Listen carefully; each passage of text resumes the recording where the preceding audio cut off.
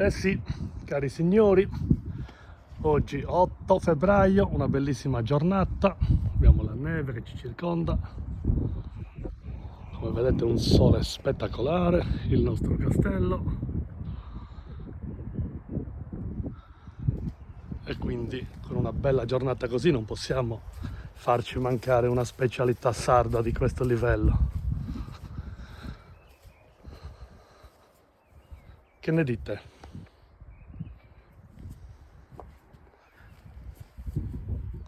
Siamo pronti ad accendere.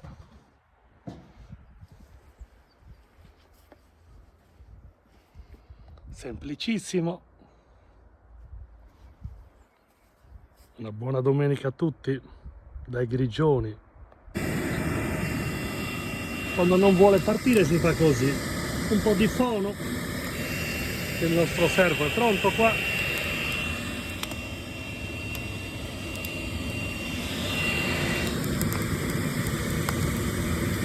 Poi giustamente penso che qualche prodottino tipico bisogna farglielo assaggiare, signori.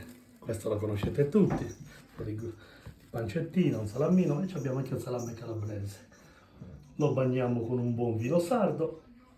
E poi niente, mia moglie ci vuole aggiungere una torta di carciofi sardi, una torta salata, e ci siamo.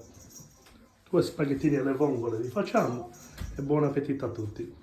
Se ci aggiungiamo anche 2 scocoedas, l'impasto è sempre quello dei culligioni o gli astrini tradizionali, e poi un paio le abbiamo aggiunto un po' di zafferano per renderle più delicate, che c'è qualche signora che il gusto del formaggio di pecora magari gli è troppo forte.